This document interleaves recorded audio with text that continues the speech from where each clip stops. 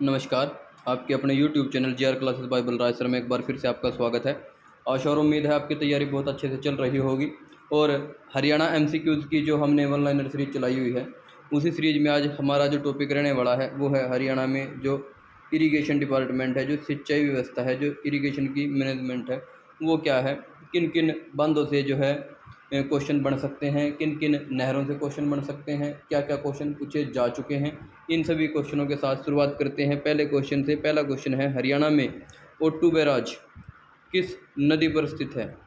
जो ओट्टू बैराज है वो है घग्गर हाकरा नदी पर। ये हाकरा पीछे इसलिए लिखा है क्योंकि इसे पाकिस्तान में हाकरा नदी कहते थे भाई। कौन सी नदी को? घग्गर नदी को। देखिए, घग्गर नदी की अगर हम बात करें तो पंचकुला से एंटर होके इधर ये जो आपका अम्बाला वाला एरिया है, वहाँ से ऊपर होते हुए पंजाब, फिर जींद में आएगी। जींद के बाद फिर ये जो है, सॉरी, ये कैथल में आएगी, जींद में नहीं जाएगी। उसके बाद जो है फिर ये आपका फतेहाबाद सिरसा होती हुई आगे निकल जाएगी। तो याद रखना है, ये जो है घग्गर को हाकरा नदी भी कहते हैं, और हाकरा जो सभ्यता है वो भी इसी किनारे हुआ करती थी। अगले क्वेश्चन की तरफ चलते हैं। हाँ, ये याद रखना है, जो घग्गर और हाकरा नदी है, ये बैराज है ओट्टू। अगर पूछा जाए किस जलाशय पर है तो धनुर झील या धनुर जलाशय, ये भी याद रखना है आपने। ठीक है जी, ये याद रखना है। उसके बाद अगले क्वेश्चन की तरफ हैं। हथनीकुंड बैराज हरियाणा में किस नदी पर स्थित है? हथनीकुंड बैराज देखिए, अगर जगह पूछेगा तो यमुनानगर में है।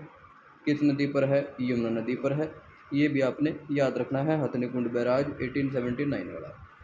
उसके बाद अगले क्वेश्चन की तरफ चलते हैं।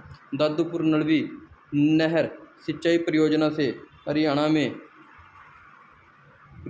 के निम्नलिखित में से किस क्षेत्र में सिंचाई नहीं होती? ये क्वेश्चन है अभी, किस क्षेत्र में सिंचाई नहीं होती?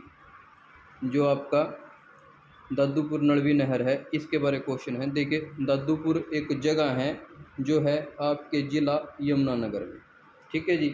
यहाँ से अगर मैं बात करूँ, इससे कुरुक्षेत्र से भी जा रही है, ये अम्बाला के कुछ क्षेत्र से, यमुनानगर से तो जा ही रही है। ये पंचकुला में नहीं जाती, इसलिए आंसर क्या आ जाएगा हमारा कि पंचकुला में सिंचाई नहीं करती है ये नहर। हरियाणा में 1999 में किस बैराज की जगह हथनीकुंड बैराज ने ले ली थी? ये भाई ताजेवाड़ा बैराज इसका आंसर आ जाएगा, ताजेवाड़ा बैराज। अगले क्वेश्चन की तरफ चलते हैं। भिवानी डैश नहर से निकाली गई है? भिवानी के बारे क्वेश्चन है भाई कि भिवानी जो नहर है, भिवानी नहर किस नहर से निकाली गई है? भाखड़ा नहर इसका आंसर आ जाएगा। देखिए, भिवानी में एक भिवानी नहर है जिसे वीरेंद्र नारायण चक्रवर्ती नहर कहते हैं, एक जूही सिंचाई परियोजना है, एक लोहारू है। लोहारू वाली को इंदिरा गांधी कहते हैं, ये आपने याद रखना है। अम्बाला जिला सिंचाई हेतु किस पर निर्भर है? ये भाई बहुत इंपॉर्टेंट क्वेश्चन है, ये आया हुआ भी क्वेश्चन है। इसका आंसर HSSC ने नहर माना था कि ये जो है नहर और वर्षा वैसे तो अलग अलग है, लेकिन नहर पर मुख्य रूप से निर्भर है। अनंगपुर बांध हरियाणा के किस जिले में स्थित है? अनंगपुर बांध को ग्रेविटी बांध भी कहते हैं भाई, ये है फरीदाबाद में। अनंगपुर बांध का आंसर क्या आ जाएगा? फरीदाबाद। आंसर क्या आ जाएगा? फरीदाबाद। ये आपने याद रखना है। अगले क्वेश्चन की तरफ चलते हैं। कौशल्या बांध कहाँ पर स्थित है? देखिए, कौशल्या बांध है पिंजौर में। कौशल्या बांध कहाँ है? पिंजौर में स्थित है, ये भी आपने याद रखना है। पश्चिमी यमुना नहर द्वारा सिंचित जिले का नाम बताएं। अब यहाँ पर पश्चिमी यमुना नहर की अगर हम बात करें तो सोनीपत में भी जा रही है, फरीदाबाद, और लास्ट है झज्जर। तो यहाँ जो आंसर है, ये ना तो फरीदाबाद में जाएगी, न महेंद्रगढ़ में जाएगी, न झज्जर में जाएगी। सोनीपत इसका आंसर आ जाएगा भाई। आंसर क्या आ जाएगा? सोनीपत। अगले क्वेश्चन की तरफ चलते हैं। पश्चिमी यमुना नहर द्वारा सिंचित जिला नहीं है। आप पहले पूछा था है, अब नहीं है। तो यहाँ पर जींद भी है, अम्बाला भी है, करनाल भी है, गुरुग्राम नहीं है भाई। गुरुग्राम इसका आंसर आ जाएगा। अगले क्वेश्चन की तरफ चलते हैं। हरियाणा सरकार ने सिंचाई के लिए 1 लाख नए जो हैं वो क्या लगाने का लक्ष्य निर्धारित किया है? ये भाई जो लगाए जाएंगे सिंचाई के लिए सौर जल पंप, अब इन पर काम भी चल रहा है, ये भी आपने याद रखना है। हरियाणा में सिंचाई का मुख्य स्रोत क्या है? भाई ये बहुत अच्छा क्वेश्चन है। नहरें और नलकूप जो है हरियाणा में सिंचाई का एक अच्छा स्रोत है। अनंगपुर बांध को अभी बताया था आपको, फरीदाबाद में है, इसको ग्रेविटी बांध भी कहते हैं, इसको ग्रेविटी बांध भी कहते हैं। ये गुरुत्वाकर्षण वाली ग्रेविटी याद रखना है आपने। उसके बाद पथराड़ा बांध किस नदी पर है? पथराड़ा बांध आपके यमुनानगर में सोम नदी पर। आंसर क्या जाएगा? सोम। हरियाणा में निम्नलिखित में से कौन सा बांध है? देखिए यहाँ पर पूछा है कौन सा बांध है।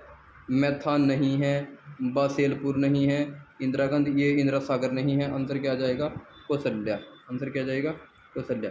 निम्नलिखित में से कौन सा हरियाणा राज्य में बांध नहीं है?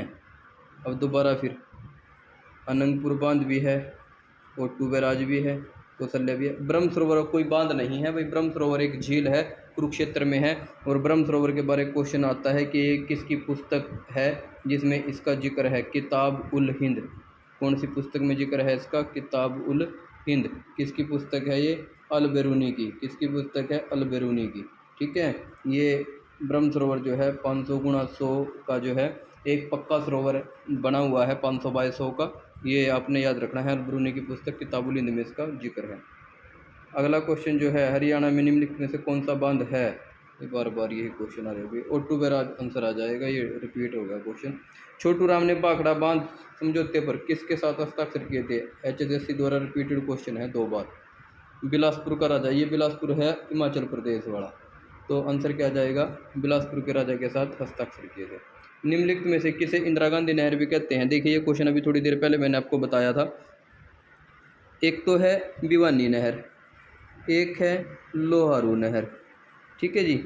जो लोहारू नहर है आपने याद रखना है, जो लोहारू नहर है इसे इंदिरा गांधी नहर कहते हैं। जो भिवानी नहर है इसे वीरेंद्र नारायण चक्रवर्ती नहर कहते हैं। आपने ये दोनों बातें याद रखनी हैं।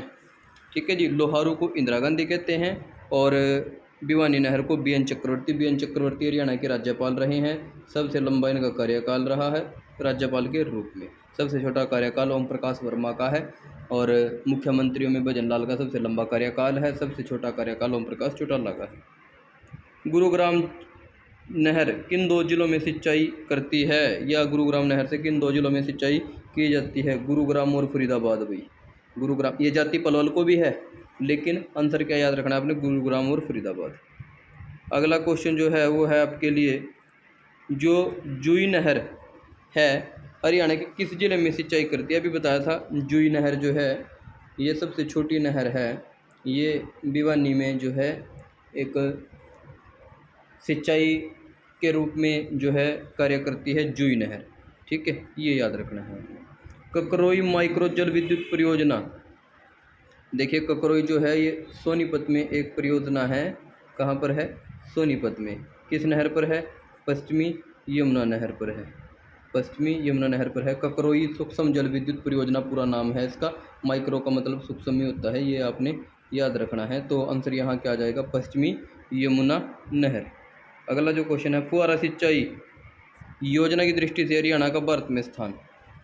ये भाई हरियाणा का जो पहला ही स्थान है। फुहारा जो सिंचाई है खासकर दक्षिणी पश्चिमी जो हरियाणा है, जो इधर वाला हरियाणा है, जैसे यहाँ महेंद्रगढ़ हो गया, भिवानी चरखी दादरी हो गया, हिसार हो गया, सिरसा हो गया, ये जो एरिया है ये एरिया में मुख्य रूप से महेंद्रगढ़ और भिवानी में, ठीक है, रेवाड़ी में, यहाँ पर जो है फुहारा सिंचाई योजना जो है भिवानी में सबसे ज़्यादा है, इसका उपयोग किया जाता है।